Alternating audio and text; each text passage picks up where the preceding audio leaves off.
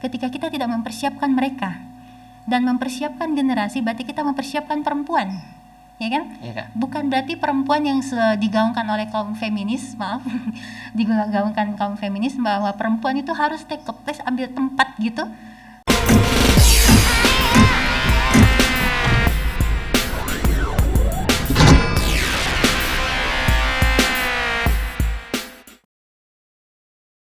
Ya, baik, terima kasih teman-teman sekalian dimanapun kalian berada, kembali lagi bersama saya di Studio Note Podcast bersama Burhan SJ.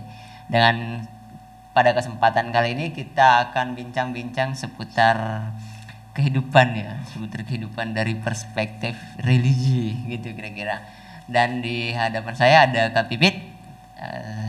Saya sering panggil Kak Pipit begitu, tapi dia punya nama yang panjang, nama lengkap. Saya persilahkan untuk memperkenalkan diri dulu, nama lengkapnya, dan sedikit bercerita juga tentang latar belakang dan hal-hal lainnya. Silakan Kak Pit. Ya, Assalamualaikum warahmatullahi wabarakatuh. Waalaikumsalam warahmatullahi wabarakatuh. Rabbi shrah li sadri wa yassir li amri wahlul 'uqdatam min lisani yafqahu qawli. Alhamdulillah ya, hari ini saya mau bilang apa ya? Kakak Burhan. Apa ya, Kak? Kayak saya yang seharusnya bilang terima kasih. Saya yang berterima kasih ya, kita rebutan aja terima kasihnya. Saya bersyukur, kaget ya karena Kakak Burhan ini saya panggil kakak senior. Dihubungi beliau dan bilang, Kak Pit, bisa nggak ngisi di podcast? Hah, nggak salah nih. Saya langsung ketikan kabur. Iya, Kak. Karena teman-teman bilang, Kak, karena katanya melakukan hal-hal yang itu saja akan membosankan. Ya. Dan selama ini kan di studio ini selalu berbicara tentang kebijakan, politik, pendidikan, apa-apa, dan itu saja yang pasti membuat penonton dan teman-teman pasti bosan melihat itu. Makanya saya hubungi Kak Pipit dengan harapan bisa berdiskusi dari perspektif lain gitu. Masya Allah, barakallah.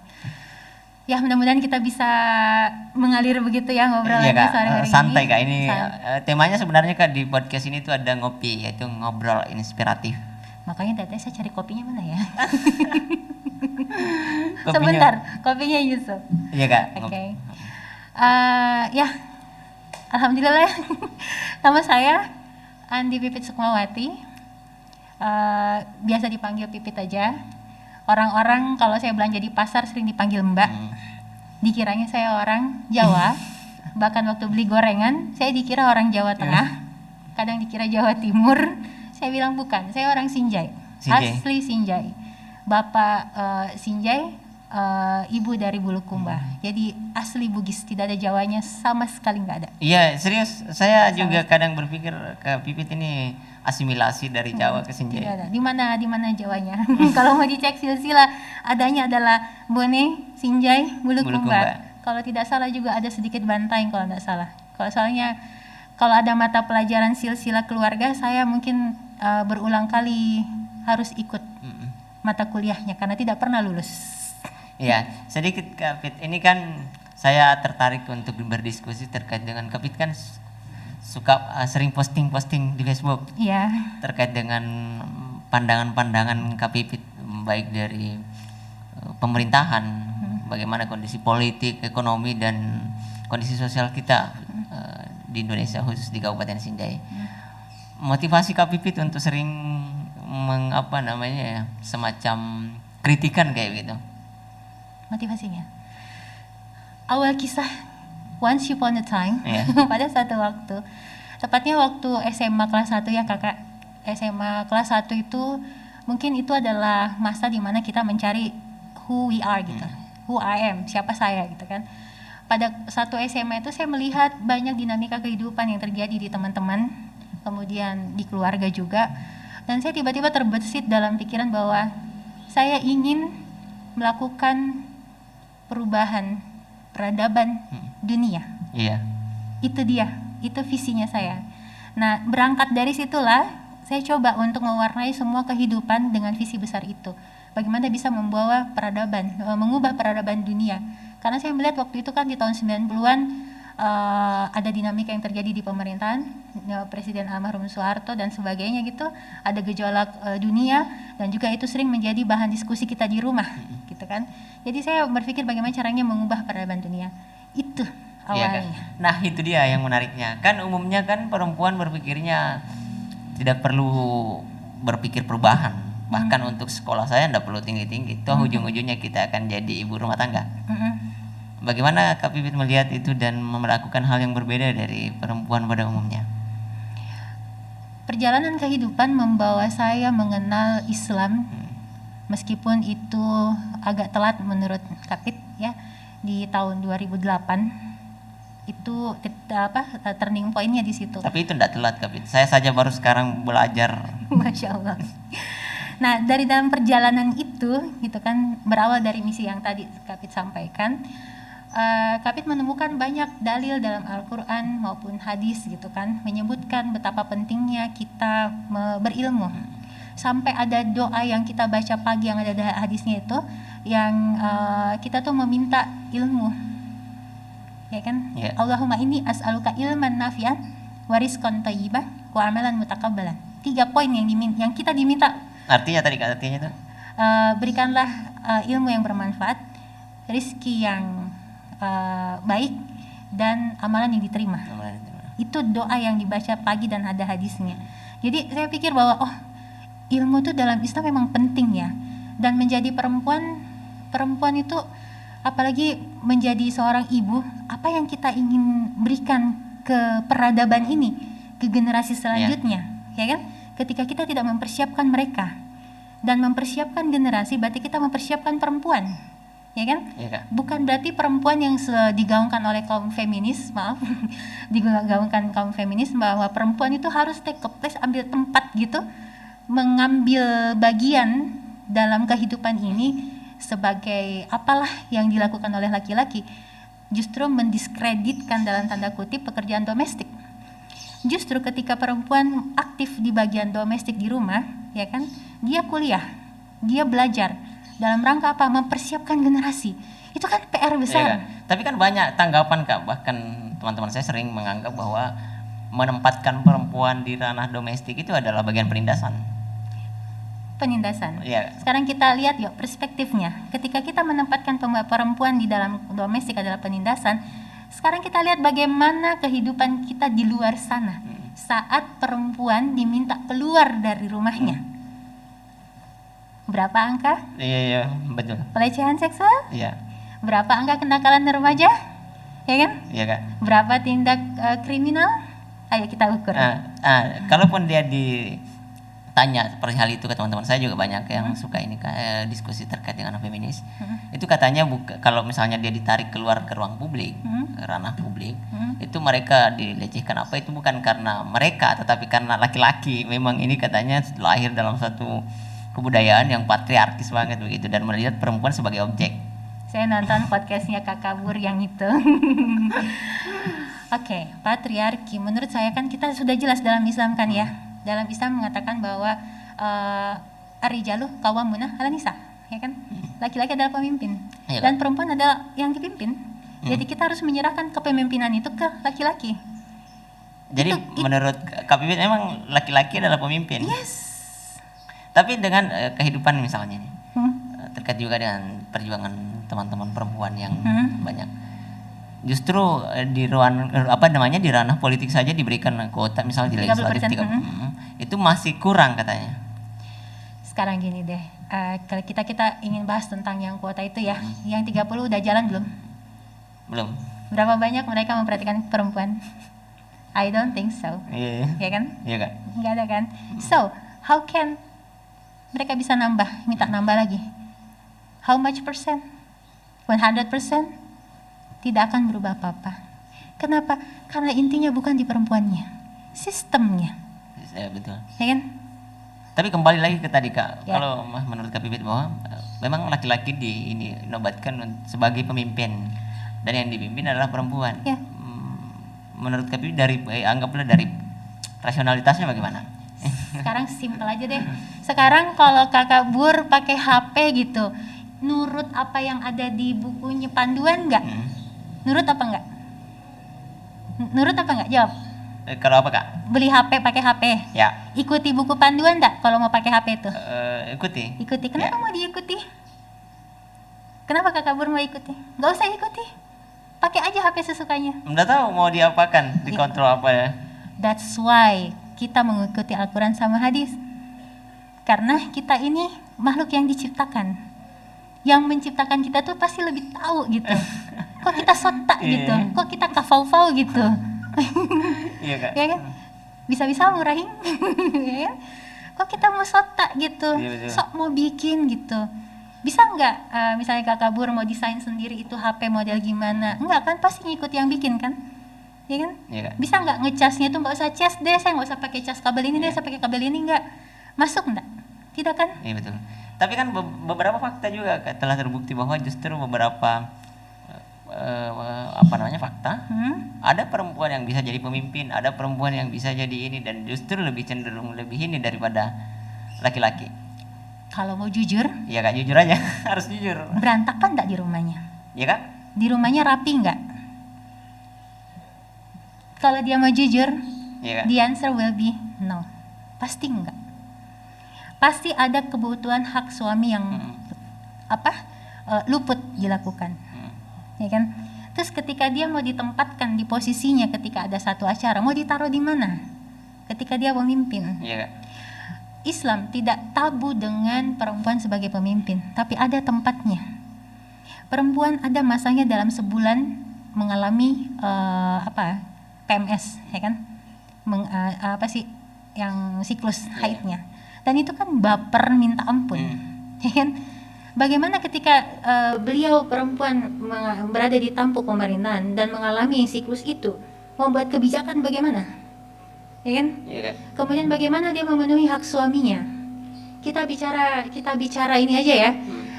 Kita nggak bisa bilang bahwa itu laki-laki kok otaknya kotor sekali ya, kok otaknya terlalu vulgar sekali, porno sekali. Nggak bisa, karena dalam Al-Quran jelas Allah sebutkan Allah menciptakan laki-laki dan perempuan berbeda, dan neuroscience membuktikan bahwa memang beda, dan otak laki-laki memang kecenderungannya ke sana lebih dominan.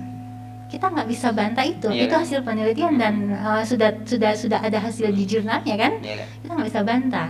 Oleh karenanya kita balik lagi ke Al-Quran. Kenapa perempuan tidak dibiarkan untuk memimpin di satu urusan publik gitu kan ya? Tapi bukan berarti nggak bisa untuk jadi pemimpin di bagian tertentu, bisa. Tapi untuk mengambil kebijakan publik yang nggak bisa. Dalam Islam. Dalam artian bahwa menurut KPB sepakat ketika dia jadi pemimpin di bagian-bagian tertentu, Ya. kecuali urusan publik. Ya, urusan umat nggak bisa secara umum ya. Tapi misalnya kepala bidang gitu misal, atau kepala bagian gitu, sah-sah aja karena kan dia skop pengambilan kebijakannya nggak terlalu luas.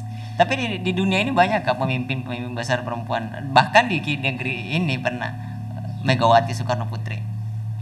Let's see apa yang terjadi. Betul. Ya kan? Jadi menurut Kak Pipit, kebijakan yang terjadi pasti itu karena pemimpinnya perempuan dan tidak mampu untuk fair. Kapit tidak bisa bilang bahwa perempuan tidak mampu, karena Kapit bukan pencipta. Betul.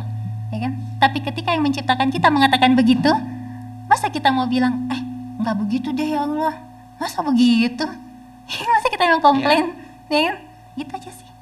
Tapi kan ada juga kan yang sering saya dengar bahwa agama itu mengajarkan kita bahwa Tuhan menciptakan laki-laki dan perempuan sama di matanya, tergantung keimanan.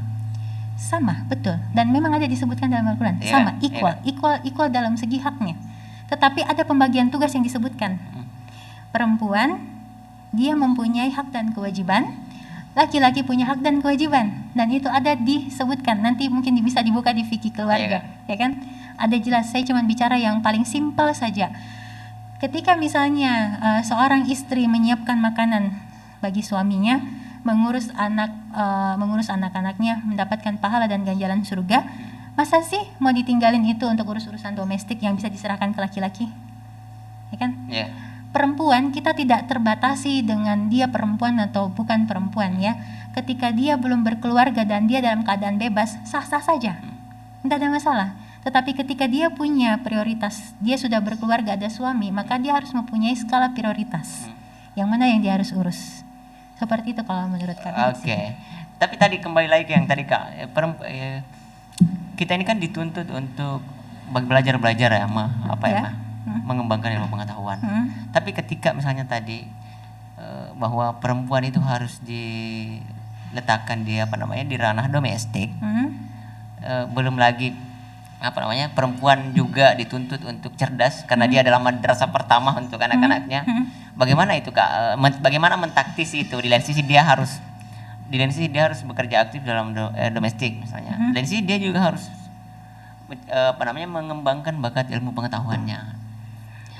Kita ambil contoh itu mentaktisi itu. Sekarang gini aja ya, Kak Pipit urus anak nggak pakai pembantu, tidak ada dibilang adek tolong dulu jaga anakku deh, mau Kak Pipit urus sana, nggak ada. Jadi pada saat pergi siaran waktu itu di radio kan, ini mic nih gini, ini mixer, di sini Aisyah. Berarti kalau berbicara tentang derajat, perempuan lebih tinggi derajatnya daripada laki-laki dong? Karena dia mampu berperan ganda. Itu bukan derajat. Apa Kak? Allah memberikan kelebihan. Oh, kelebihan, iya. Multitasking. Makanya kenapa rahim ada di perempuan, bukan di laki-laki. Kenapa? Karena Allah menyiapkan perempuan mampu untuk itu, dan laki-laki tidak. Bahkan ada hasil riset yang pernah saya baca itu, katanya anatomi tubuh perempuan memang didesain untuk merasakan rasa untuk menahan rasa sakit dibandingkan dengan laki-laki. Itu katanya seandainya laki-laki katanya mengandung itu baru beberapa bulan sudah meninggal karena anatomi tubuhnya tidak sanggup. Allahu Akbar. Dan memang laki-laki, kalau Kapit pernah baca juga hasil penelitian itu tingkat hidup, ya kan, immortality kehidupannya itu lebih rendah dibanding perempuan, lebih ringkih, lebih cepat sakit laki-laki dibanding perempuan. Nah itu karunia-Nya Allah yang maha ilmu gitu. Makanya tadi siapa kita mau sota-sota kafau gitu, mau bikin peraturan sendiri sementara Allah sudah tetapkan, Allah sudah gariskan. Allah sudah bilang perempuan itu ibu pengatur rumah tangga, madrasah pertama, tempat di mana sang suami ini kembali ke rumahnya. Ya kan, bahkan perempuan yang paling baik adalah perempuan yang ketika dipandangi suaminya, suami itu merasa tenang. Nah, perempuan macam mana tuh? Ya kan? Sekarang Kak, itu di zaman milenial ini, yang buat kita tenang itu kalau nonton TikTok. Nah, itu tantangan sebenarnya buat perempuan. Kalau menurut Kapit ya, kita tuh sebagai perempuan memang harus lebih cerdas lagi, lebih bijaksana lagi, gitu kan? Iya, meskipun misalnya kita udah bijaksana nih, udah berusaha lebih bisa, tetapi pada kenyataannya kita berhadapan dengan satu kenyataan hidup yang dia tidak berjalan sesuai dengan seperti itu. Misal gitu, kita banyak temukan contoh lah kayak Kak Pit gitu ya. Apa misalnya orang melihat, oh Kak Pipit kalau bicara itu kayak sempurna sekali, tetapi pada kenyataannya dia tidak sejalan dengan fakta yang Kak Pipit alami dalam realita hidupnya, ya kan? Orang pasti akan berpandangan begitu. Itu kalau kita memiliki pandangan dari sisi yang negatif, subjektif. Tapi kalau kita lihat dari sisi yang lain, oh ya, dia udah berusaha menjadi lebih baik, tetapi Allah mengujinya dengan ujian yang itu, ya kan? Sama kayak misalnya kita tarik lagi ke domestik yang tadi kan, kita hanya bisa melihat, kita kadang melihat butiran debu seperti onggokan sampah, padahal cuma debu. Kita melihatnya sebagai onggokan gunungan sampah. Itu yang kadang kita ini manusia banyak seperti itu. Dan itulah sebenarnya yang kadang menjadi toksik di kehidupan kita ini. Apalagi netizen di Indonesia Kak, itu kurang membaca banyak komentar. Ya, dan tadi Kapit bikin status di WA gitu kan, kira-kira itu Pak Gosip itu kalau didiagnosa kira-kira apa ya organnya yang bermasalah gitu.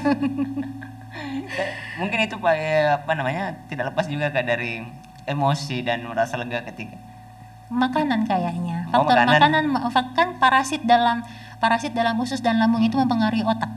Kan kalau dilihat usus tuh mirip kayak otak kan? Iya Kak. Jadi kalau di usus bermasalah, otak pasti bermasalah. Dan kita lihat makanan sekarang kan banyak nggak sehat. Iya Kak. Jadi salah satu tips untuk menghindari Pak Gosip itu adalah para Pak Gosip ya, tipsnya ya. Mungkin ada di luar sana nih para Pak Gosip tipsnya. Usahakan itu perbanyak komposisi makanan yang mentah. Jadi kalau butuh misalnya sayur-sayuran segar, silakan ke kampungnya Kak Kabur, order banyak sayur dan buah-buahan. Terus zikir pagi petang itu bisa untuk relaksasi juga. Itu tips buat Pak Gosip ya. Terus semakin kita menggosipi orang, kecantikan kita akan semakin berkurang. Ya, nanti dipandang tidak lagi menenangkan suami. Tapi justru membuat suami berpikir lain.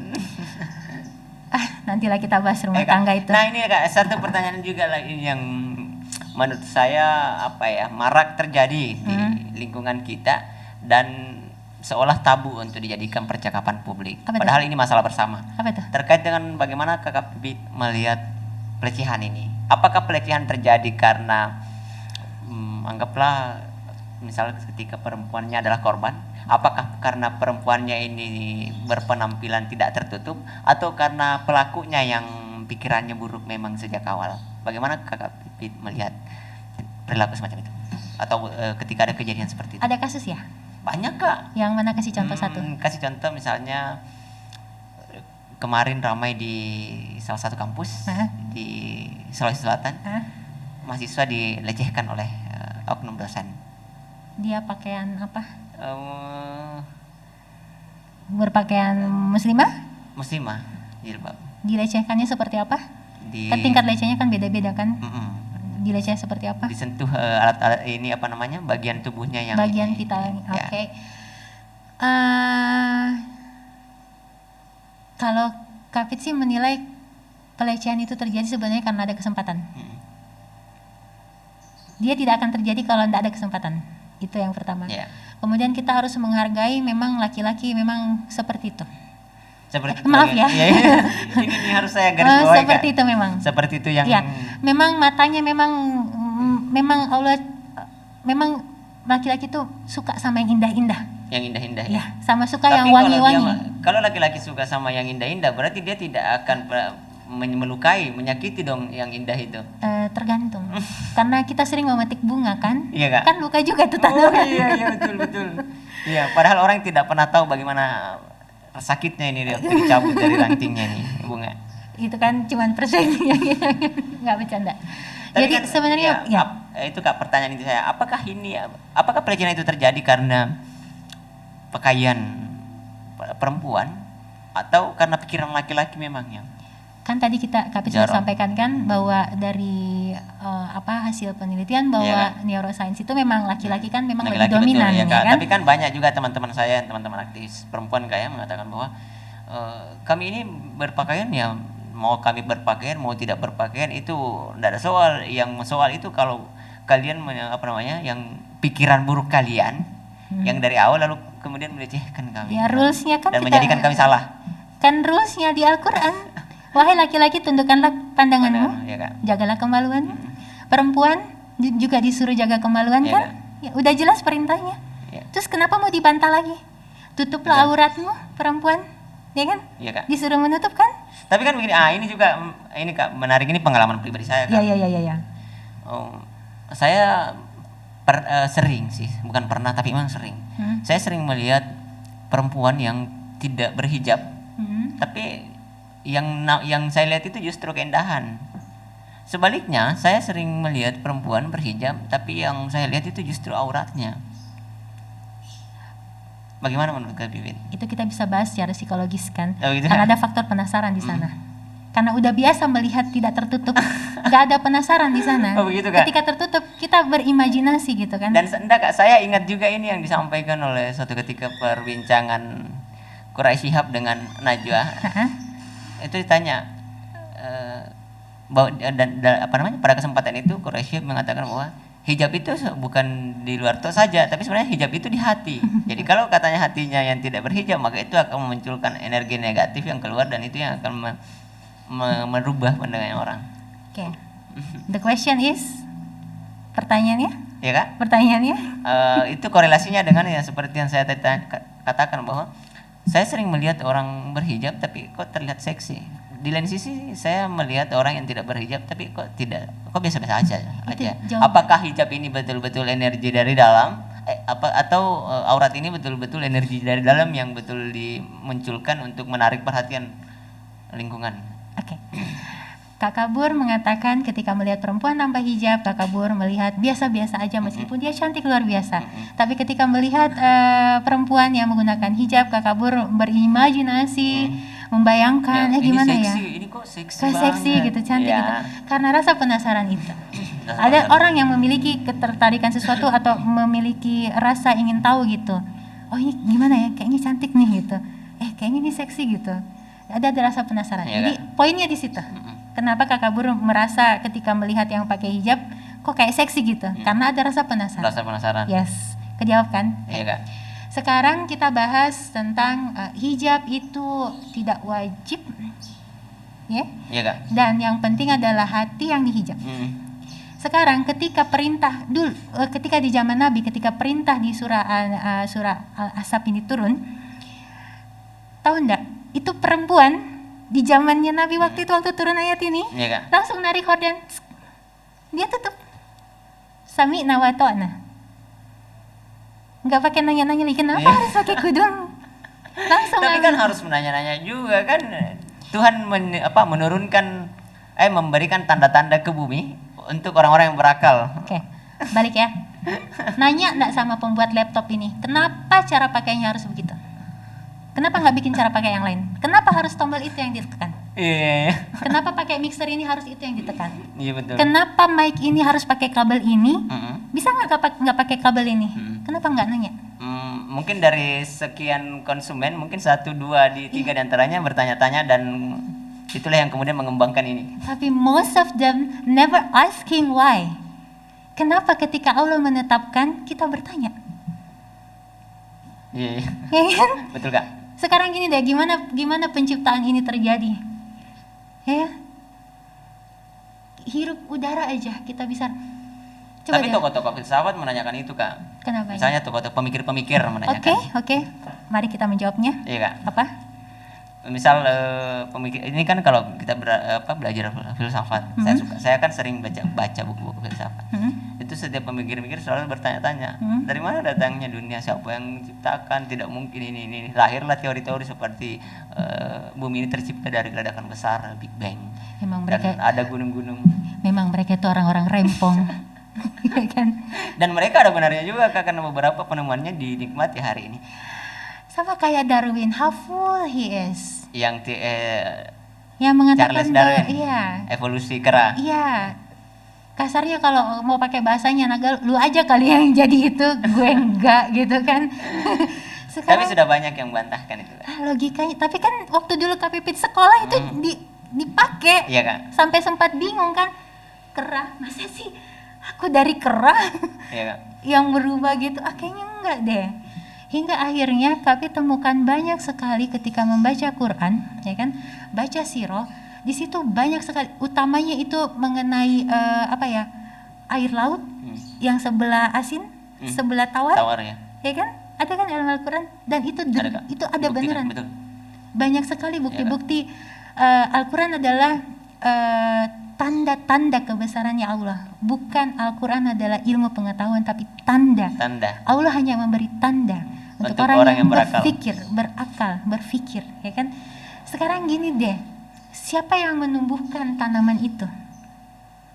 Pasti ada sesuatu kan, nggak mungkin tumbuh sendiri. Iya Kak. Ya kan? Kalau Thales bilang air Kak. Ya? Air? Iya Kak. Ya, coba deh kasih air untuk bisa tumbuh. Nggak bisa. Terus udah gitu, bagaimana kita bisa bertumbuh? Ya kan? Terus bagaimana perempuan bisa melahirkan? Kok bisa gitu ya? Hanya dari satu keajaiban yang Kapit temukan dalam Al-Quran, ada 3 masa, tiga kegelapan. Ini tentang kehamilan. Ya. Di Al-Quran zaman turun dulu kan belum ada tuh hasil penelitian. Betul belum. Ya kan? Ya, Terus ayat yang lainnya lagi tentang ASI. Di Al-Quran disebut 2 tahun. Dan tahu nggak, tahun 2010 kalau nggak salah baru keluar itu penelitian tentang ASI. Sementara Al-Quran sudah berbicara 14.000 tahun yang lalu, kalau nggak salah ya, 14.000 tahun ya, walau bisa. Di situ kan udah jelas. Terus ngapain kita mau capek-capek mikir lagi gitu? Capek-capek mikir bahwa ini dari air, ini kayak itu filsafat kan? Ngapain capek-capek mikir? Kita wasting time, buang-buang waktu untuk berpikir, sementara Al-Quran udah jelas.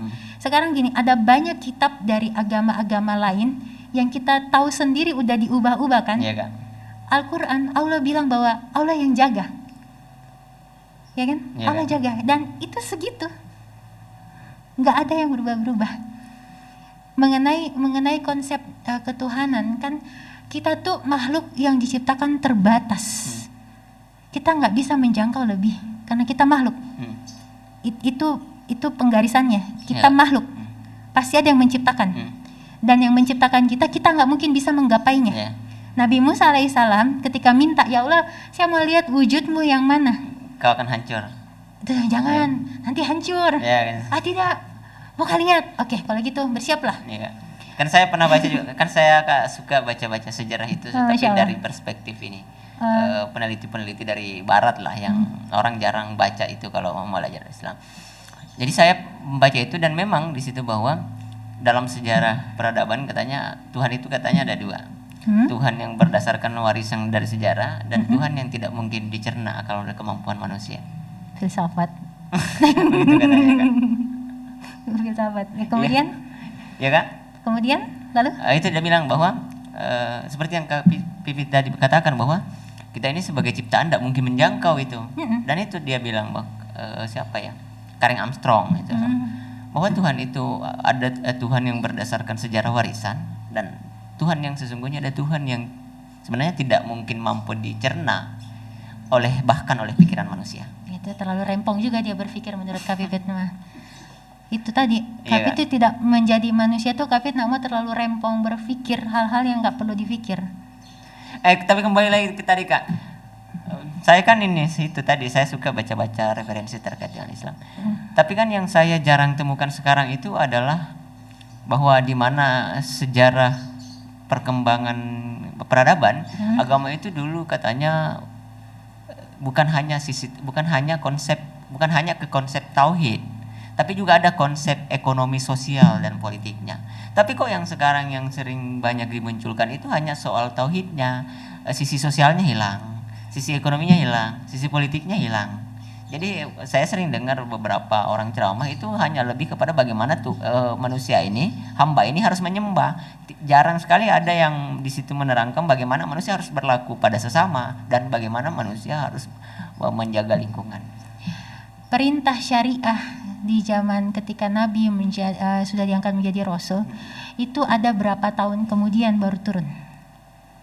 Jadi dari starting awal beliau diangkat jadi Rasul, itu tauhid aja, tauhid, karena memang itu yang basic, fundamentalnya di situ. Kondisi umat saat ini adalah memang they are losing tauhid. Kita kehilangan tauhidnya. Karena kehilangan tauhid, kita nggak ngerti tentang tauhid itu apa, ya kan? Kita nggak punya tauhid itu, makanya terjadi kekacauan ini. Apa itu tauhid? Tauhid adalah akidah yang kita menuhankan hanya menyembah Allah Subhanahu wa Ta'ala. Hanya menyembah dan mengibadahi, yaitu Allah. Itu tauhid. Contoh misalnya kan, karena Kapit ada di Tibun Nabawi kan, sering ketemu sama orang gitu. Bu Pit, boleh saya ke rumah tak? Bekam sakit sekali kepalaku. Iya, ke rumah Maki, gitu kan. Terus dia bilang, datanglah ke rumah Bekam. Terus dia bercerita, dari mah itu Kak, kemarin dari Kak Dukun. Oh, terus? Tidak sembuh. Oh, kenapa kita ke Dukun? Soalnya biasa disuruh Kapi ke Dukun, kadang sembuh tonji gitu. Iya. Itu kan salah satu kita menduakan Allah. Bukankah diduakan itu sudah sakit? Iya kan? Iya kan. Karena siapa ya? Saya Ainun Najib ya pernah bilangnya, Tuhan tidak tersinggung saat kau menghinanya, tapi Tuhan tersakiti di saat kau pura-pura menyembahnya. Pura-pura menyembahnya? Ya. Belum dapat dalilnya, tapi nah, ini bukan dalil. Ini ungkapan siapa ya? Ainun Najib. Yang apa ya? Ainun Najib NU ya. Iya. Kita hargai pendapatnya beliau. Iya Kak. Dan saya sepakat soal itu bahwa sakit ya. Kalau Kapit memahaminya berbeda, bahwa Allah tidak akan tersakiti, Allah tidak akan kenapa-kenapa, Allah biasa-biasa aja. Kita yang sakit. Kita yang sakit betul. Nah ini juga Kak. Allah tidak akan kehilangan kemahaannya atas dosa yang kita lakukan, atas kemusyrikan yang dilakukan, bukan kita ya, yang mereka lakukan.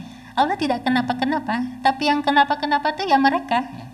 Allah tuh kita misalnya kan hari ini buat dosa nih, tuh sebentar sholat, ya Allah ampunilah dosa-dosaku ya Allah, Allah ampuni lagi. Setelah itu dia bikin lagi, Allah nggak bilang, lu lagi minta maaf lagi, terus bikin lagi, enggak. Allah bilang datanglah, mintalah kepadaku, rahmatku sungguh besar. Bahkan Allah itu malam-malam, mau nangis nih. Allah itu di sepertiga malam tuh, Allah tuh selalu nunggu kan, di mana hambaku yang mau meminta ampunan, atau di mana hambaku yang inginkan pertolongan. Di sepertiga malam dia tungguin kita, tapi kita kadang sibuk dengan tidur, sibuk dengan dan memang tidur yang paling enak itu saat subuh sampai jam 10 karena ujiannya di situ, godaan setannya di situ. Dan betul. Dan disitulah kadang kita lupa gitu kan, para jombloers mungkin di luar sana. Tapi enak memang Kak, karena di saat-saat seperti itu memang karena saya juga sering menulis, suka menulis ya. Dan pada saat subuh itu dan saya bangun menulis itu inspirasi itu hening dan penuh inspirasi lah di saat-saat sepertiga malam seperti itu. Iya, dan awalilah dengan tahajud. Tidurlah dulu, kemudian bangun. Tahajud, witir, menulislah. Karena memang di situ tidak boleh tidur malah. Habis sholat subuh tuh nggak boleh tidur. Ini buat para apa sih dipanggilnya? Pemirsa. Ini juga pesan buat kita semua, pelajaran buat saya juga. Habis sholat subuh tuh jangan tidur deh, karena di situ produksi hormon serotonin. Dan kalau tidur itu biasanya dia akan galau seharian, akan baper, galau seharian. Jadi, ini solusi untuk teman-teman saya juga Kak. Ini kan teman-teman saya banyak yang kadang subuh baru tidur, bangun sore. Ternyata itu salah satu penyebabnya. Sehingga setiap ketemu curhat karena galau. Ya, galauers dan baperes. Ya, Kak. Jangan lakukan itu. Jadi bangun sholat subuh, setelah itu jangan tidur. Tetap bangun. Nanti boleh tidur sekitar jam-jam 7:30 boleh tidur. Itu produksi hormon serotonin di situ lagi banyak-banyaknya. Kapan dia tidur, dia nggak berproduksi. Keren-keren. Masukan yang boleh saya coba. Harus coba. Harus sih sebenarnya. Ini juga Kak. Apa? Kan tadi kita diskusi terkait dengan bagaimana perjalanan peradaban dan agama itu.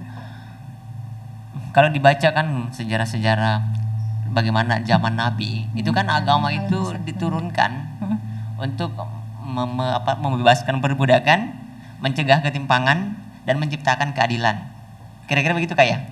Boleh pendapatnya Kak Kabur. Tapi faktanya hari ini kan justru negara-negara yang mayoritas penduduknya ceritanya justru lebih rentan terjadi konflik dibandingkan dengan kalau kita lihat hasil riset negara-negara seperti negara apa ya, Finlandia ya kalau tidak salah, yang mayoritas penduduknya itu tidak beragama, tapi mereka di sana lebih damai dengan negara kita. Gitu. Kira-kira apa penyebabnya menurut Kak Pipit? Orang punya agama sama beragama. Oh iya. Beragama, punya agama.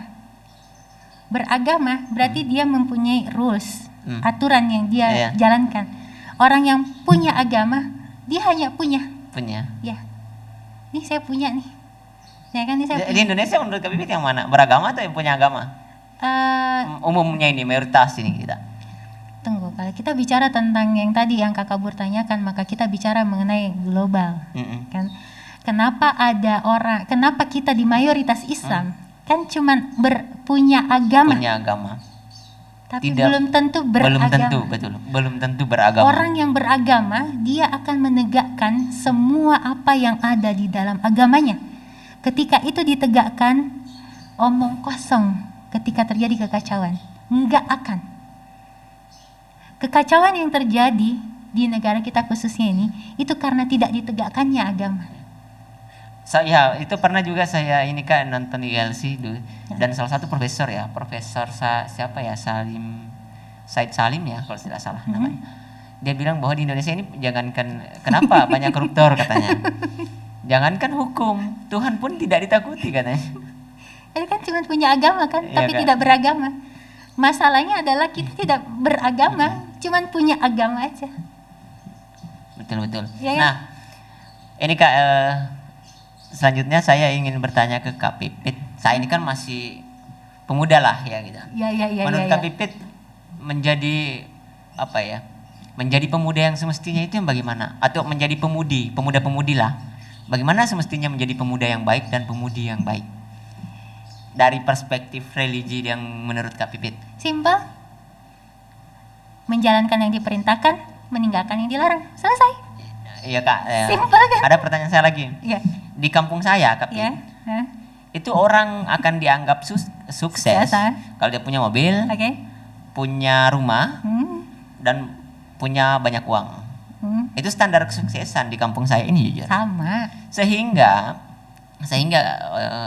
orang-orang muda seperti saya ini ya mau tidak mau beberapa teman-teman itu memaksakan diri untuk menemukan hal itu hanya untuk mendapatkan pengakuan dari lingkungan bahwa dia sukses meskipun tidak sebenarnya. Itu juga yang sebenarnya membuat kita khawatir nih atau curiga terhadap sebenarnya yang mana sebenarnya pemuda yang sukses itu. Kenapa? Karena kita ini kan Muslim ya, berdasarkan klaim sendiri Muslim ya. Nabi itu tidak pernah mengajarkan kekayaan dan kemewahan kepada umatnya. Bahkan rumah Nabi kalau kita lihat hasil ini peninggalan Nabi itu rumahnya reot, sederhana sekali, bahkan tidak ada perkakas yang sangat mewah di situ. Tapi kok kita ini umatnya ini menganggap bahwa ketika kita berkehidupan seperti itu kita gagal pernah jadi pelajar atau gagal jadi mahasiswa atau gagal jadi pemuda lah, dalam artian tidak sukses. Bagaimana Kak Pipit melihat stigma itu yang itu justru sangat mempengaruhi kehidupan pemuda dan pemudi? Kalau Kak Pipit sih menilai ya, kalau Kak Pipit sebagai pemudinya gitu kan, mendengarkan target yang diberikan oleh lingkungan seperti itu, Kak Pipit sah-sah aja. Kenapa? Allah Maha Kaya, tinggal minta. Ya Allah, keluarga tuh mau sekali saya punya mobil, saya punya rumah. Ya Allah, Engkau Maha Kaya, ya Allah berikanlah mobil. Sepertiga malam. Iya Kak. Salat duha. Berusaha juga. Iya, usaha. Itu kan bagian dari usaha juga. Ya Allah, ini otakku lagi buntu, ya Allah, bukakan dulu usaha apa yang bisa saya bikin, ya Allah. Betul. Kita kan kadang lebih milih curhat sama teman daripada bilang sama Allah, ya Allah, please. Tapi ini Kak, masukan untuk teman-teman. Karena teman-teman saya sering banyak yang curhat bahwa kadang dia merasa tidak ada gunanya hidup. Kadang ada saat-saat di mana berpikir untuk bahkan bunuh diri. Kenapa? Karena saking tidak mampunya, seperti Kak Pipit kan enak misalnya punya pemahaman yang luas. Kapan ada bisikan-bisikan yang bertentangan dengan diri kayak Kak Pipit dengan niat dan nuraninya dan pemahamannya ya tidak ada soal. Tapi dengan orang-orang seperti saya, teman-teman saya misalnya, itu mereka tidak punya kemampuan mental untuk menahan anggaplah stigma atau caci makian lingkungan, sehingga itu berpengaruh terhadap pikiran mental sehingga kadang berakhir stres. Ini masukan-masukan itu. Dari mana Kak Kabur menggambarkan Kak Pipit sebegitu sempurna? Minimal Kak Pipit tahu tadi bahwa kalau begitu ya kita akan begini. Mereka kan tidak tahu. Teman-teman saya banyak yang tidak tahu. Kabur ingat enggak orang bunuh diri di Sinjai ada berapa? Di 5 tahun terakhir. 5 tahun terakhir ada kurang lebih 10. Kurang lebih 10 ya. 2 hari sebelum kejadian bunuh diri itu terjadi, Kak Pipit berpikiran untuk bunuh diri. 2 hari sebelum kejadian itu, Kak Pipit berpikiran sama? Iya. Dan Kak Pipit menghitung itu. Setiap Kak Pipit kepikiran untuk bunuh diri, 2 hari atau besokannya muncul di berita pas buka Facebook, ada bunuh diri di Borong, ada bunuh diri di Sinjai Timur, ya kan? Borong sama Sinjai Timur kan sama, ada Sinjai Selatan ya kalau nggak salah. Ya, itu adalah fakta. Ya kan? Menurut Kak Pipit nggak nyangka kan? Tapi itu fakta. Nah, kenapa akhirnya bisa kepikiran seperti itu? Ketika kita mempunyai masalah kan, kemudian kita lagi turun iman dan setan membisiki, itu bisa saja terjadi. Nah, pada saat itu terjadi, simple, yang kita lakukan cukup astagfirullahalazim, astagfirullahalazim, astagfirullahalazim, itu aja. La ilaha illa anta subhanaka inni kuntu minaz zalimin, itu aja. Jadi kuat-kuatan antara bisikan mau bunuh diri sama kita coba keyakinan. Terus mikir lagi. Itu yang bikin akhirnya Kak Pipit hari ini masih ada di sini setelah melewati berapa kasus bunuh diri itu. Ada juga yang pernah lompat dari tower di lapak kan? Iya, Kak. Itu 2 hari juga sebelum itu. Sebelumnya Kak Pipit. Yes, itu kan agak baru juga kan? Tahun lalu ya kalau nggak salah. Tahun lalu. Iya. Tahu kan? Iya Kak. Iya. Saya baca semua di berita. Jadi ketika kita mengalami satu masalah, tadi kita sempat ngobrol di depan, Iya Kak. hari-hari itu akan selalu ada masalah. Tapi bagaimana perspektif kita memandang itu masalah? Bosnya Kak Pit dulu di radio, Pak Joni almarhum. Waktu itu Kak Pipit diserahi tugas sebagai program director, dan itu posisi yang menjadi rebutan di sana oleh para senior, dan Kak Pit dibully abis sama teman-teman. Apa almarhum bilang sama Kak Pit? Pipit, kamu tuh kenapa sih baru kayak begini kamu sudah mundur? Anggaplah ini aku ngasih Pipit tantangan, dan ubah ini tantangan jadi peluang. Itu yang Kak Pit ingat. Jadi ketika kita dapat masalah, kita jangan bahasakan dia sebagai masalah.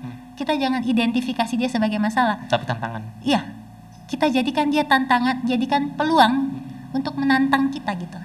Jadi ini peluang nih, ada masalah, ini peluang nih. Misalnya jombloers mau melamar perempuan gitu kan. Terus bapaknya bilang, kamu itu harus punya kerjaan. Jangan langsung ini, saya tidak punya pekerjaan. Enggak, harusnya termotivasi. Oke Bapak calon mertua, saya akan buktikan, saya akan cari pekerjaan. Harusnya begitu. Ini yang dimaksud jombloers ini cerita. Tadi konteksnya gitu kan? Iya Kak. Galau kan? Oke Kak. Iya, dia kan udah ada kan? Jadi besok lusa saya harus datang dan merasa tertantang dengan ini. Iya, jadi ya aduh gimana ya, hello please deh. Jadi anak muda tuh, kalau kita tuh harus punya semangat untuk hidup. Malu pada sejarah. Kalau misalnya nanti kita kan, misal kayak Kak Pipit nih ya, melewati 5 hari yang lalu gitu kan, terus 5 hari yang lalu kehidupanku buruk banget gitu. Apa kata dunia ketika hari ini harus bercerita tentang kemarin yang buruk itu? Malu pada sejarah, ya kan? Iya. Kan kalau misalnya Kak Pipit benar-benar bunuh diri waktu itu, kan sejarahnya Kak Pipit langsung habis. Pipit bunuh diri, masuk surga enggak, neraka iya. Ya kan? Iya, Kan nggak lucu tercatat di sejarah kan? Jadi Kak Pit bilang sama beberapa adik-adik kan, ketika kita melakukan, pastikan setiap hari kita selalu ada melakukan sesuatu yang baik, terbaik terus. Malu pada sejarah ketika nanti kita tinggalkan hari esok dan kita flashback lagi melihat ke belakang dan kita dapati diri kita catatan sejarahnya buruk. Betul. Sama kayak misalnya Kak Pit hari ini, orang bilang kan kayak pakaian gitu kan, Pit kenapa sih pakai hudung yang ukuran ini, ngapain pakai ini lagi ya kan, pakai penutup muka lagi, cadar. Ya, orang kan biasanya kenapa begitu panas itu? Ya panas gitu, kemudian rempong, ribet gitu kan. Bagaimana Kak Pipit tidak menampik itu? Bagaimana Kak Pipit tetap bertahan dalam dalam kondisi seperti ini di orang istilah milenialnya dalam dibalik banyaknya gempuran omong kosong orang lain santai aja, karena ketika kita mendapatkan omongan orang itu berarti Allah sedang berikan kita kesempatan dapat pahala. Simple. Gitu Kak? Iya, hidup itu nggak usah dibikin ribet lah dek, simple aja ya kan? Iya Kak, tapi iya Kak, semua orang kan begitu Kak. Banyak orang mengatakan hidup itu simple. Tapi setelah ditelusuri, menurutnya simpel mana? Ya simpel diucapkan tapi berat dilakukan. Kak Pit bilang simpel karena sudah dilalui. Iya Kak. Orang tapi bilang beberapa ini Kak, katanya salah satu cara untuk menemukan ketenangan dalam hidup itu adalah di saat seseorang mampu menyederhanakan kerumitan. Bisa. Kalau Kak Pipit, contoh misalnya kan ketika Kak Pit ingin keluar dari masalah, yang Kak Pit cari adalah orang yang punya masalah. Kak Pit coba bantu menyelesaikan masalahnya. Harapannya adalah ketika kita meringankan bebannya orang, Allah akan tolong kita. Jadi ketika misalnya kita lagi buka catatan keuangan gitu kan, rada-rada menyedihkan nih gitu kan. Ya, Kak. Misalkan ini kan juga dialami para jombloers gitu kan. Tapi ini yang harus dijadikan motivasi Kak untuk teman-teman juga, untuk pemirsa di luar sana yang mungkin pernah mengalami hal serupa, yaitu adalah bagaimana melihat masalah ini sebagai tantangan, bukan sebagai masalah. Ya itu tadi kita lihat Ya, Kak. tantangannya. Itu. Nah kita lihat peluangnya gitu. Peluangnya betul. Ini peluang nih misalnya. Sama Kak, karena ini jujur saya pernah alami. Oh ya? Di awal-awal saya menulis biografi bapak saya itu, Hah? itu kan teman-teman banyak yang jangan ditulis, ini aibnya bapak, jangan masa mau munculkan aibnya bapak. Tapi saya tidak melihat itu sebagai masalah. Itu bukan aib Ya, kan? saya justru melihat ini tantangan bahwa apa yang mereka katakan tidak seperti itu, dan saya buktikan. Ternyata setelah saya terbitkan, saya dikunjungi banyak orang karena ingin riset dengan ini. Disitulah saya baru mulai merasakan bahwa sebenarnya setiap masalah itu punya makna, dan makna itulah yang membuat kita melampaui ini. Dan itu yang membuat kita jadi kaya. Ya Kak, karena kan beberapa buku motivasi juga pernah saya baca Kak, bahwa masalah itu bukan untuk dihindari, tapi untuk diselesaikan. Karena katanya ketika kita menghindari satu masalah kecil, maka kita akan menemukan masalah besar di tempat lain, maka harus dilewati. That's it. Itu juga. Iya, Dan Kak. Kak juga dulu pernah berproses hingga akhirnya menemukan jawaban seperti itu. Iya, Kak. Jadi sebenarnya sih kita ini hidup berproses deh. Maksudnya kan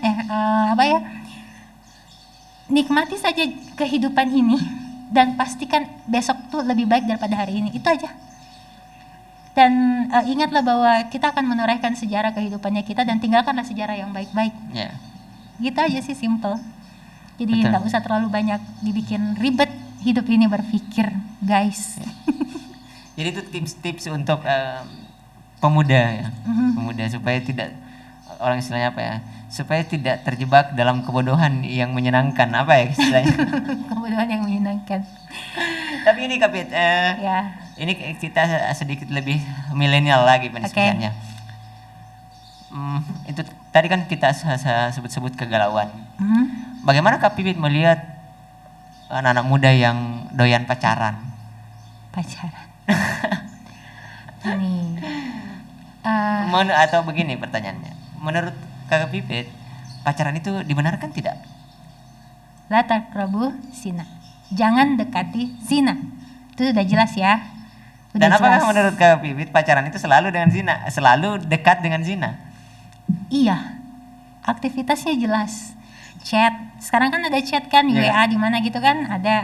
Itu kan riskan, bahaya. Tapi kan siapa tahu orang pacaran Kak, demi pacarannya ini justru lebih menguatkan keimanan. Misalnya, ntar kita sholat bareng ya, aku imam. begini, simpelnya gini ya. Iya Kak. Ketika kita udah mendapatkan sesuatu, ya kan, terus nanti kita dapat sudah menikah, rasanya tuh akan hilang. Kita nggak dapat gregetnya lagi. Iya Pak ya? Iya Kak. Iya kan? Karena rasa penasaran sudah. Iya. Jadi ketika sudah halal, itu lebih enak karena semua aktivitasnya mendapatkan pahala. Tapi ketika belum halal, aktivitasnya itu adalah dosa. Tapi kan kalau soal halal dan haramnya itu kan saya pikir tidak terlalu berat Kak Bin. Yang berat itu kalau prosesnya untuk halal ini. Contohnya kita di sini, itu juga sering saya diskusikan sama teman-teman. Oke. Kita ini di Indonesia ribet sekali, khususnya di Sulawesi. Karena kan kapan kita misalnya, anggaplah saya dengan kekasihku, andainya punya. Saya dengan kekasihku, supaya menghindari zina dan tetap mempertahankan kebahagiaan saya harus menikah. Tapi pertanyaannya, apakah menikah begitu saja? Apakah menikah dengan mudah orang bisa menikah? Tidak, karena saya harus punya uang panai yang cukup tinggi, tergantung dengan kebiasaannya. Misalnya pihak keluarga dari kekasihku 100 juta, 150 juta, itu pun tergantung dari dia tamatan apa, kerja di mana. Itu kan juga mempengaruhi tingginya uang panai. Jadi kita di sini antara apa ya, agama, budaya itu. Jadi saya pikir salah satu alternatifnya anak-anak muda yang masa-masa pubernya sedang naik-naiknya seperti saya ya pacaran. Karena mau menikah ya mau dapat uang dari mana untuk melamar pacarku? Pasti uang panainya tinggi. Meskipun agama menganjurkan kita menikah dan dengan syarat yang tidak begitu berat. Bukan anjur ya, perintah. Iya Kak, memerintahkan. Perintah ya. Jadi menurut Kak Bibi Ya, menikah itu wajib kan atau bukan wajib. Oh, Maksudnya wajib. dia kan suka kan ketika Menganjurkan. wajib. Kalau dia hukumnya wajib, ketika tidak dilakukan kan berdosa. Iya, Kak. Sementara kan ada yang Allah tetapkan tidak mendapatkan jodoh di dunia kan. Apakah dia berdosa? Enggak. Makanya Iya. hukum nikah itu adalah sunnah bukan wajib. Tidak, sunnah. wajib bukan? Tidak diwajibkan. Tidak diwajibkan. Hukumnya bukan wajib. Dia sunnah, Karena kalau wajib kan dia harus ya. dosa. Betul. Ya Kak. kan? Berarti dia sunnah. Menikah itu menyempurnakan Ibadah. setengah dari agama kita. Betul. Ya kan? Dan aktivitas dalam rumah tangga itu adalah aktivitas yang 100% ibadah. Ibadah. Iya. Nah, itu korelasinya tadi dengan itu. tadi. Saya ini sebenarnya dari dulu Kapit, jujur. Dari dulu saya ini ingin sekali setiap aktivitas dalam rumahku itu bernilai ibadah. Tapi caranya ketika mau menikah uang panennya harus tinggi. Saya mau dapat uang dari mana? Di dalam yang Kak Pipit pelajari, ketika ada seorang pemuda yang ingin menikah, maka di perintahnya Rasulullah mengatakan puasa. Puasa. Iya, puasa. Kemudian untuk dari keluarganya, ketika ada seorang pemuda yang ingin menikah, diperintahkan untuk menikahkan. Dan Allah berjanji, nikahkanlah di antara mereka, dan Allah yang akan mencukupkan. Misalnya nih, nggak ada kerjaan nih, Allah yang cukupkan. Tapi kan begini Kapit, anggaplah saya punya tabungan, tapi tabungan ini untuk saya persiapkan nanti bikin rumah setelah menikah bersama istri. Tapi karena calon mertua saya, anggaplah meminta uang panai yang tinggi, terpaksa saya ambil semua tabungan pakai menikahi ini.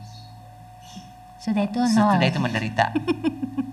Ginilah. Apakah saya berdosa karena membuat istri saya menderita, atau mertua saya berdosa karena telah mengambil tabunganku demi menikahi anaknya? Ini deh, itu kan andai-andai kan, itu kan ya, absurd kan. Tapi ini tidak bisa dipungkiri terjadi. Sekarang Kapit mau ambil kisah nyata.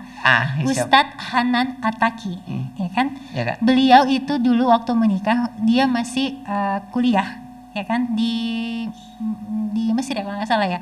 Beliau waktu mau menikah nggak punya pekerjaan, bermodalkan keyakinan atas janji Allah, dan alhamdulillah kadarullahnya ketemu dengan mertua yang paham, sehingga dalam keadaan dia tidak punya apa-apa dinikahkan. Nah, setelah menikah, Allahu Akbar, pintu rezeki kebuka semua. Hingga sekarang beliau menjadi penceramah yang sukses dan memiliki keturunan gitu kan.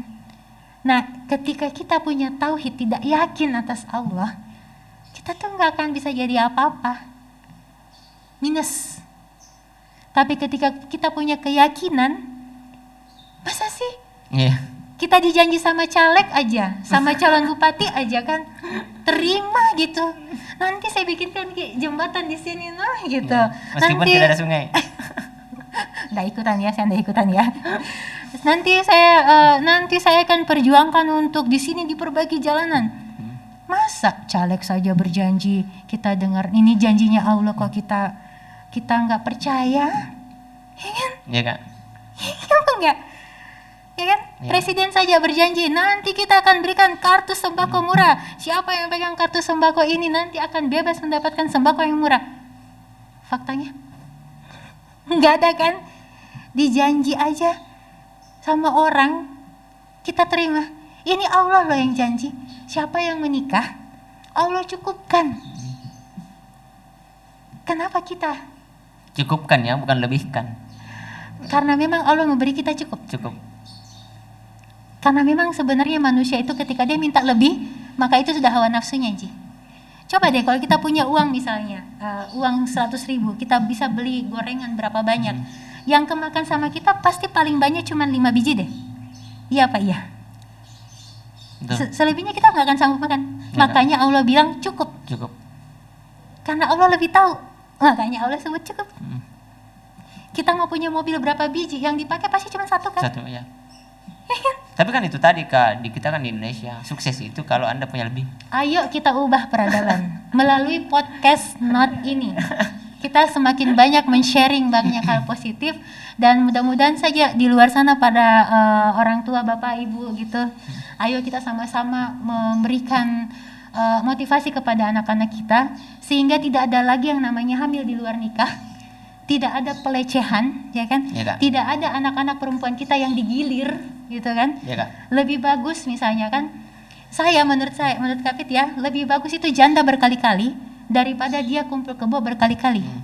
Ya Pak ya. Cuman kan orang stigma janda itu kan terlalu negatif sih. Ya, konotasinya negatif kan. Padahal sebenarnya seharusnya kita lebih menghargai posisi janda meskipun dia berkali-kali gagal. Ini bukan menciptakan diri sendiri ya. ini meskipun berbagai gagal gitu kan, tapi setidaknya dia terhormat karena dia melalui proses pernikahan. Tidak dengan kumpul kebo, tidak dengan pacaran, tidak dengan HTS, hubungan tanpa status, tapi tinggal satu rumah. Nah, ada begitu Kak? Ada. Kan Kapit kan sudah umur 40-an dan mengalami banyak fase kehidupan dan pernah melihat hal-hal seperti itu. Alhamdulillahnya enggak. Bisa jadi tidak mengalaminya. Statusnya ta'aruf. Ta'aruf itu sebenarnya hanya untuk saling mengenal, tapi bukan Kak? pacaran. Teman-teman saya kenapa belum nikah? Masih ta'aruf. Ta'aruf itu cuma 1 bulan, 2 bulan batasnya. Oh begitu Kak? Yes. Teman saya tidak ada ta'aruf tahunan. Nah. Tidak ada. Jadi ta'aruf itu hanya sekedar saling mengenal. Yes. Hanya ingin tahu aja, oh ini karakternya kayak gimana. Oh dia kayak gini. Oh berarti nanti saya kayak gini lah. Oh dia ternyata nggak bisa masak. Oh berarti nanti saya yang harus ajar dia masak gitu misal. Oh dia orangnya ternyata temperamental ya. Oh berarti saya harus pakai teknik begini. Begitu sebenarnya ta'aruf ya, itu. Terakhir ini Kak, ya. Karena sudah kurang lebih 1 jam. Terakhir, menurut Kak Pipit untuk pemuda ini, laki-laki idaman itu yang mana? Laki-laki idaman itu seperti apa dan perempuan idaman itu seperti apa? Dari perspektifnya Kak Pipit khusus untuk pemuda. Karena kan masing-masing teman-teman saya juga begitu, semua cari yang idaman. Ini standar idaman versi Kak Pipit. Kalau Kapit sebagai Kapit yang memiliki 2 anak muda, ya kan? Ya, Kak. Kapit bilang sama anak-anaknya Kapit begini, Hafiz, Said, kalian ambil pelajaran dari kehidupan kalian selama ini bersama Ummah, gitu. Ambil positifnya. Dan sebagai laki-laki, kalian itu harus mampu sebagai pemimpin. Bagaimana memimpin? Itu pesannya buat mereka. Dan untuk yang perempuan, memimpin kan konteksnya luas ya. Bagaimana memenuhi lahir batin, ya kan? Dan yang lebih penting adalah mereka harus mampu memanage keluarga itu. Itu adalah yang idaman. Based on Al-Quran dan hadis. Ya. Yes. Nah kalau untuk yang perempuan sendiri, Kapit bilang sama Aisyah, Kapit mempersiapkan Aisyah sebagai pendidik pertama dan utama. Kemudian dia juga harus bisa sebagai pendamping suaminya. Dia harus mampu mengetahui tentang pengobatan, harus punya wawasan sehingga ketika dia diskusi dengan suaminya dia mampu mengimbangi diskusi itu. Kemudian dia juga punya rasa kasih sayang yang besar, empati yang besar. Karena memang mendidik anak perempuan beda sama laki-laki. Mendidik anak perempuan itu memang perlu lebih banyak mengajar mereka kasih sayang, kesabaran, kecerdasan itu. Kalau laki-laki sih lebih banyak bagaimana mereka bisa memanage gitu, as a leader gitu, sebagai pemimpin, memimpin anak istrinya, bagaimana dia punya kreativitas untuk menjemput rezeki. Dan standar tentang idaman itu ya itu menurut Kapit. Kapit melihat ada seorang laki-laki yang tidak mempunyai apa-apa tapi dia punya motivasi yang besar, Kapit lebih menghargai itu daripada dia memiliki segala sesuatu tetapi dia tidak memiliki value gitu, nggak ada nilai di balik itu, hanya sekedar harta. Itulah sebabnya kenapa dari histori pernikahannya Kapit sendiri tidak mencatatkan diri sebagai posisi istri yang memiliki suami yang berkelebihan, maksudnya dalam segi finansial, ya. Meskipun itu menjadi satu keniscayaan harus dimiliki, kan. Tapi ada hal yang bisa kita nikmati ketika seorang pemuda mendatangi anak gadis, gitu kan. Katakanlah ketika ada pemuda mendatangi misalnya salah seorang pemirsa untuk melamar anak. Kalau menurut saya ya, ini pesan dari bapaknya Kapit juga bahwa kalau memang dia datang dalam keadaan tidak mempunyai kelebihan harta, sepanjang dia mempunyai etos kerja dan mau, itu tidak ada masalah. Itu bapaknya Kapit. Papinya Kapit itu begitu prinsipnya. Dan saya tidak perlu dia punya harta berapa, tapi dia orangnya seperti apa. punya kemauan yang sungguh-sungguh. Iya. Dan jadi menurut Kapit tidak semua kok orang di Sinjai ini seperti itu orang tuanya, karena orang tuanya Kapit tidak begitu. Ya. Iya Kak. Bahkan beliau juga menerima menantunya yang perempuan meskipun tidak pandai masak, beliau juga welcome, nggak ada masalah. Karena menurut beliau adalah rumah tangga itu ya anaknya yang jalani. Selama kau bisa jalani, jalani. Betul. Tapi yang jelas satu pesannya beliau adalah bertumbuhlah. Kalian harus punya target apa? Betul. Nah, jadi terpatahkan kan di Sinjai dan seperti itu. Jadi saya nggak ngerti orang tua apa yang ada di Sinjai yang seperti Kakak Bur gambarkan tadi. Umumnya begitu Kak, dan ini akan menjadi pencerahan bagi mereka yang masih bertahan di situ. Nah, berarti nanti silakan datang ke papi saya. Kak, sebelum closing statement saya teringat tadi waktu saya chat Kak Pipit dan mengerti bahwa saya ini telat bangun, dan di situ saya yang pemahaman saya selama ini Kak Pipit bahwa yang perempuan itu adalah makhluk yang paling butuh dimengerti, dan ternyata Kak Pipit tadi mengatakan bahwa ternyata perempuan juga harus mengerti laki-laki. Sedikit dulu pencerahan sebelum closing statement. Oke, gitu. Oke. Prinsipnya begini sebenarnya, ketika kita ingin dimengerti orang, hal yang pertama kita lakukan adalah kita mengerti orang. Ini untuk penguatan kaumku ini. Kenapa sampai Kapit bisa paham itu? Sebenarnya ada kisahnya juga ya. Waktu itu kondisi di rumah kan, kenapa gitu ya? Kok susah gitu kan ngomongnya sama makhluk ini gitu. Akhirnya Kak Pipit berdoa bilang sama Allah, ya Allah, saya harus bagaimana? Ini kayaknya tuh saya merasa kayak kesulitan berkomunikasi gitu kan. Terus tiba-tiba lewat di beranda Facebook Dr. Aisyah Dahlan, beliau menjelaskan tentang bagaimana hasil penelitian itu. Dari situ kami tahu, oh ternyata laki-laki itu ketika dia masuk rumah, jangan pernah berharap dia akan datang Assalamualaikum. Nggak akan. Dia akan masuk rumah dengan posisi mukanya segitu Ju. Ya. Dan kita jangan pernah bertanya dari mana tadi bikin apa di sana. Jangan, dia akan tambah marah. Biarkan aja dia masuk. Nanti dia duduk, sediakan kopi. Ya, bawakan air putih, kopi, tunggu sebentar berapa lama, baru ajak ngomong. Sesimpel itu. Ketika bangun tidur, jangan ajak ngomong dulu. Biarkan dulu dia bangun, siapkan airnya. Nanti di atas jam 7 lah, jam 8 baru akan keluar suaranya. Kira-kira di zamanku ada tidak perempuan seperti itu kan? Mari kita bikin melalui podcast ini. Kan ini salah satu kan udah disampaikan ya. Harapannya adalah ini kan viewersnya banyak sekali nih. Ada sudah jutaan kan, Masya Allah. Ribuan Kak, baru ribuan. Diaminkan lah, jutaan, jutaan ya kan. Jadi ada banyak kali kita bisa lakukan, melalui banyak media kita bisa lakukan untuk melakukan sharing aja gitu, sharing. Jadi apa yang kita setiap hari harus ada value yang kita dapat dalam hidup kita, harus ada ilmu yang kita dapat. Itu Allahumma ini as'aluka ilman nafi'ah wa rizqan thayyibah wa amalan mutaqabbala. Itu yang selalu Kak Pipit ucapkan di pagi, di zikir pagi petang itu kan. Dan ada banyak hal sih sebenarnya yang kalau kita mau sampaikan tuh, kita mau bahas Al-Quran sama hadis tuh nggak habis.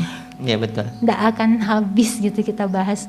Dan ketika kita ingin hidup kita sempurna, kita cukup saja mendekat kepada Allah. Sesimpel itu.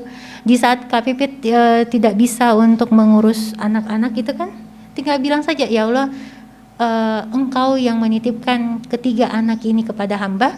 Hamba adalah makhluk yang bodoh, tidak mengerti apa-apa. Sungguh Engkau yang maha ilmu, memiliki segala sesuatunya. Berikanlah petunjuk kepada hamba bagaimana caranya mendidik anak-anak hamba. Dan berjalan begitu saja. Dan ketika misalnya kita sampai pada titik pasti akan ada ujian, ya kan? Bersabarlah menjalani ujian itu. Dan ketika misalnya seorang tua misalnya mendapatkan menantu yang punya mobil dan sebagainya, kemudian ternyata yang datang tidak seperti itu, bersabarlah. Karena sesungguhnya ketika kita hanya mengharapkan menantu yang memiliki harta kekayaan seperti itu, yakin dan percaya, satu kali tsunami kalau Allah bilang hancur-hancur, ya kan? Kalau misalnya Allah mau itu dihancurkan, hancur. Betul. Semudah itu. Tetapi ketika kita memiliki menantu yang punya akidah yang kuat, ya kan, punya leadership yang bagus, justru itu akan bisa melindungi anak kita hingga nanti membawanya ke surga. Nah ini kadang yang harus juga kita tanamkan. kita harus share ke lebih banyak orang bahwa apa sih pernikahan itu? Kita hanya menghabiskan uang ratusan juta, miliaran hanya waktu berapa semalam 2 malam, kemudian bush, hilang. Setelah itu bagaimana rumah tangga itu berjalan? Banyak yang kami temukan kandas, ya kan? Bahkan ada rumah tangga yang sudah pakai hitung tanggal. Oh ini hari baik ini, pakai begini, nanti masuknya ke sini bajunya warna ini, tidak boleh warna merah, tidak boleh warna hijau. Cerai juga, karena tauhidnya nggak ada. Tapi ada rumah tangga yang punya kekuatan tauhid yang baik gitu, rumah tangganya berjalan lancar. Dan kalaupun toh ada masalah, balik lagi yang tadi kita sampaikan bahwa masalah itu hadir untuk menguatkan kita sebenarnya, bukan untuk melemahkan kita. Cuman kita yang selalu memandang itu melemahkan. Jadi mari kita ubah kita punya pola pikir, ya kan, sesuai dengan Al-Quran dan As-Sunnah. Oke, Kapit, terakhir mungkin saya ada 1 menit mungkin untuk closing statement. Ada mungkin hal-hal penting yang harus disampaikan ke publik. Dari tadi kita bicara hal penting semuanya dan menurut Kapit adalah sebenarnya hidup itu adalah dari bagaimana kita memandang sesuatu. Pandanglah sesuatu itu sesuai dengan pandangan yang benar. Ketika kacamata kita sudah tepat menggunakan Al-Quran dan hadis, semuanya insya Allah akan berjalan lancar dan baik-baik saja. Oke, terima kasih banyak Kak Pipit. Jadi itu teman-teman sekalian dimanapun kalian berada, saya pikir untuk sesi kali ini cukup. Dan ini juga Kak Pit, saya berharap Kak Pipit bersedia untuk setiap saat lah. Anggaplah ini adalah pendiskusian awal untuk kemudian berdiskusi dan berbagi kepada teman-teman di luar sana terkait dengan bagaimana sih kita melakukan apa yang menjalani hidup dengan semestinya. Itu saya pikir cukup. Sekian dari saya, Burhan SJ. Terima kasih. Jangan ditutup dulu. Janjinya Kapit. Oh ini ya. Tapi bukan endorse, jangan dikasih keluar. Mahal soalnya kalau bayar ini, tidak sanggup. Kak, terima kasih banyak ya. Ini juga ada oleh-oleh dari Kak Pipit. Terima kasih banyak Kak Pipit. Saya pikir cukup Kak ya untuk kali ini. Nanti kita akan diskusi dengan tema yang lebih menarik dan terus berkelanjutan untuk mengedukasi, memotivasi publik. Saya pikir itu. Sekian dari saya, Burhan SJ. Pamit undur diri. Terima kasih. Assalamualaikum warahmatullahi wabarakatuh.